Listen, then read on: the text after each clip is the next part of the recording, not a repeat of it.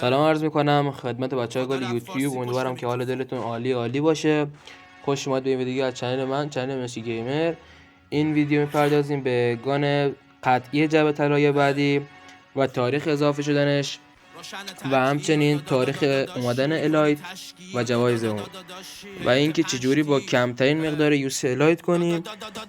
تشکر که ما رو حمایت میکنین. اگه تا اینجا ویدیو اومدی لایک، ساب، کامنت فراموش نشه. ببخشید حالا دیگه اگه صدا اینا کیفیت تصویر اینا پایینه چون که تجهیزات ندارم. ممنون که حمایت میکنین. لیتس گو بریم.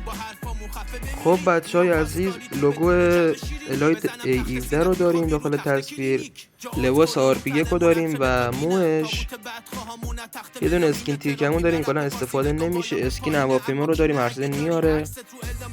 یه اسکین گان مزخرف داخل RP3 رو داریم که به درد نمیخوره. لباس RP40 رو میبینیم با موش. RP50 رو میبینید DP آپگرید 3 لول است. اسکین فاموس داریم داخل RP55. یه دونه اسکین کیف زیبا داخل RP60. یه دونه اسکین بندکیف داریم RP65. یه دونه از این خرچنگا 2 نفر است. اسکین اسموک RP90 یوزی رو داشتیم و RP100 لباساش رو میبینید 3 تا رنگ مختلف داره. این هم RP70 اسکین موتور 2 نفر است. خب بچه‌ها از اگه تا اینجا ویدیو ما رو دنبال کردید حتما لایک، کامنت، ساب فراموش نشه. مرسی که من انرژی میدید سراغ گانه جعبه طلایی. لیتس گو.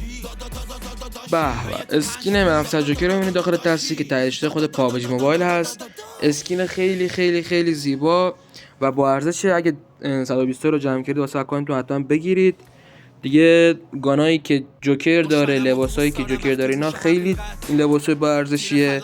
توصیه میکنم حتما بگیریدش. خب دوستان عزیز، تاریخ الایت رو با هم میبینیم. اگه داخل قصه بونوس پس بیاید نوشته 7 دیس و 4 ساعت که میشه اولوش 8 روز دیگه، یعنی روز 8 روز دیگه ما الایت رو داریم، میتونیم الایت کنیم 100%.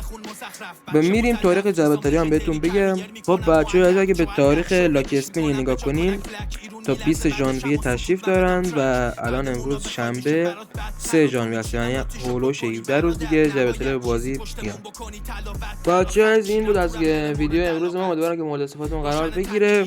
خوشحال میشم که با لایک، کامنت، ساب به من انرژی میدید. روز خوبی داشته باشید. تا ویدیو دیگه بدرود.